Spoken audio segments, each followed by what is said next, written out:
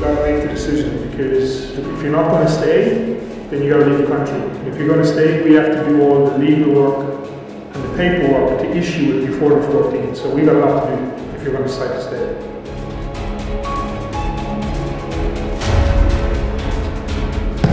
This is a big boy decision. You want to be the best professional athlete, but then we're asking you to just leave your family and country just like that.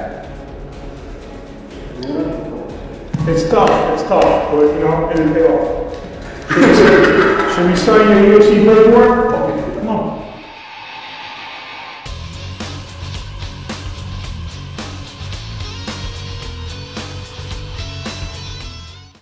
Assalamualaikum semuanya, selamat datang di channel Obrolan Fighter. Sebelum membahas soal resminya JK menjadi fighter UFC alias menjadi fighter pertama dalam sejarah yang benar-benar dari Indonesia, suatu impian besar yang sudah ditanam para fans hardcore MMA Indonesia. Yap, selama ini ada beberapa yang nonton UFC sejak lama.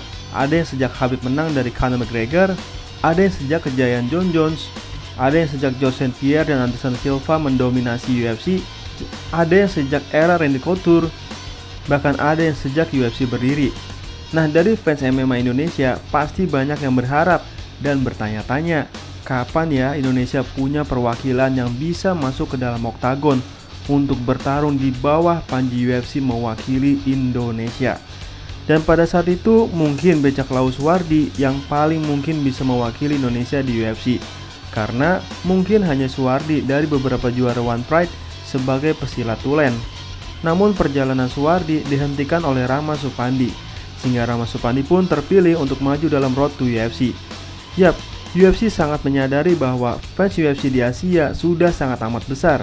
Untuk itu, penting bagi UFC untuk mencari calon fighter khususnya dari Indonesia dan India.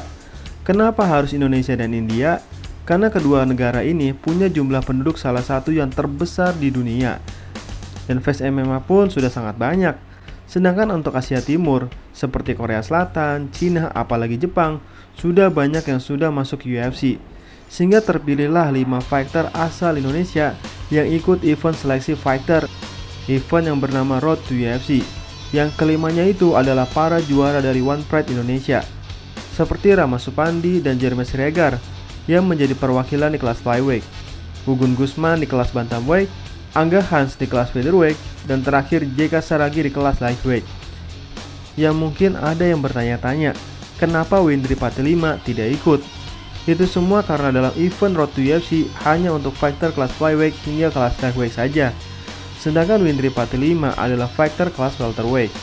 Namun beberapa hari kemudian, rupanya JK Saragi tidak termasuk dalam kontestan ajang Road to UFC.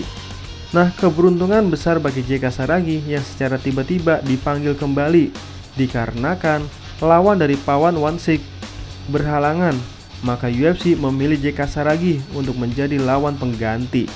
Walaupun JK nyaris tidak punya persiapan.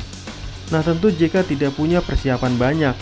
Namun, walaupun persiapan paling minim, tapi justru JK yang menjadi satu-satunya fighter Indonesia yang berhasil menang untuk maju ke partai selanjutnya. JK tampil spektakuler dengan kemenangan finish, kemenangan yang mengejutkan karena JK menang via KO di ronde ketiga dengan serangan spinning back fist yang tiba-tiba membuat lawannya mati lampu, dan JK pun dinyatakan lolos ke babak semifinal.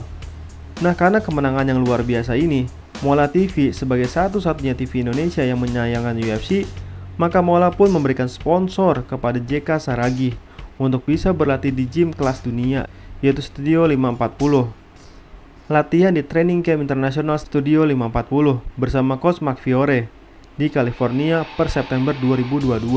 Nah, sebagaimana Eko Roni Saputra yang bertemu beberapa fighter ternama di gym internasional seperti Gym Evolve, dan di gym barunya ini, JK juga bertemu beberapa fighter kelas dunia seperti Paddy Pimblett yang memang sedang meningkatkan kemampuan Brazilian Jiu-Jitsu-nya.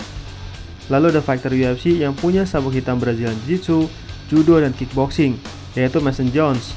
Lalu The Casson Blair, yaitu atlet gulat NCAA Divisi 1, bahkan sempat sparring bersama Wilson Reis, yaitu mantan fighter UFC sekaligus mantan juara dunia Jiu-Jitsu, dan sparring juga dengan God UFC kelas bantamweight, siapa lagi kalau bukan Dominic Cruz.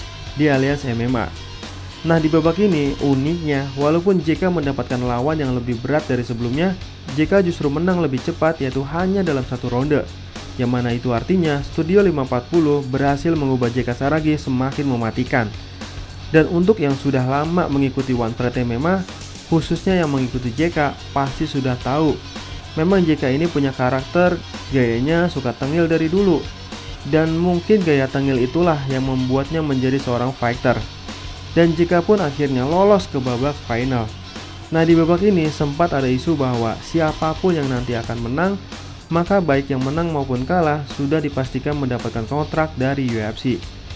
JK Saragi awalnya underdog ketika dihadapkan dengan Asu Jubli, namun tiba-tiba JK berubah menjadi favorit. Nah, di laga ini gua nggak bosen-bosen untuk bilang ke semua yang membuli JK Saragi bahwa setengil apapun JK Saragi, justru itulah yang dinanti-nanti oleh UFC. UFC sangat tidak suka fighter datar. Kalaupun datar, setidaknya punya prestasi seperti Stipe Miocic, Leon Edwards, Shavkat Rakhmonov, Ciryl Gane, dan masih banyak lagi. Dan kalau ada yang bilang Indonesia itu budaya timur yang menjunjung tinggi sopan santun, lah JK jelas-jelas fighter jadi wajar melupakan sopan santun sementara. Sedangkan yang membuli JK, mana sopan santunnya? Katanya orang Indonesia menjunjung tinggi sopan santun. Kok ini tidak santun? Walaupun terhenti di final, tetapi JK akhirnya mengukir sejarah yang telah diimpikan banyak orang, bahwa JK adalah petarung Indonesia pertama yang mendapatkan kontrak dari panggung MMA terbesar di dunia, yaitu UFC. Bahkan dengan bangga dan membuat kita bangga karena telah mengibarkan bendera merah putih di UFC Apex.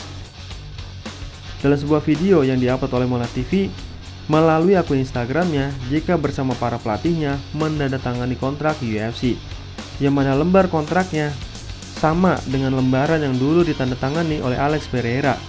Dan ini bukan hanya isu-isu lagi, ini benar-benar JK resmi dikontrak oleh UFC. Maka dari itu kita ucapkan selamat JK Saragi telah resmi dikontrak oleh UFC, yang mana tentu itu semua berkat usaha dan kerja kerasmu. Terima kasih sebesar-besarnya karena mengibarkan bendera merah putih di kancah internasional. Dan yang perlu kita pahami adalah JK adalah awal sejarah Indonesia. Sekali lagi, awal sejarah Indonesia. Jadi sangat dimaklumi jika ada kekurangan. Rusia saja yang sudah mengikuti UFC sejak UFC berdiri baru punya juara di UFC, itu pun di tahun 2018, di mana Khabib adalah orang Rusia pertama. Artinya Rusia butuh menunggu 26 tahun baru bisa mendapatkan sabuk juara. Dan ada beberapa negara yang mungkin hanya satu perwakilan saja, seperti Austria, Belarusia, Kamerun, Bulgaria, Chili, Finlandia, Mesir, Ghana, Islandia, Italia, Maroko, Norwegia, Portugal, Suriah, Turki, dan Thailand. UFC itu adalah kumpulan fighter-fighter terbaik di dunia. Di sini adalah kumpulan para mantan juara di promotor MMA dunia selain UFC. Tentu semakin lama lawan JK semakin berat, sehingga tentu resiko kekalahannya semakin besar. Sekali lagi, ini adalah UFC. Syukur-syukur jika menang terus, tapi jika JK kalah, kita harus tetap support JK Saragi. Mari tunjukkan budaya sopan santun untuk terus mendukung dan memberi apresiasi untuk JK Saragi yang telah memberi inspirasi bagi para fighter Indonesia, bahwa Indonesia bisa loh masuk UFC, sehingga diharapkan dalam waktu dekat terus berdatangan fighter-fighter asal Indonesia yang masuk ajang UFC. Sekian dan terima kasih.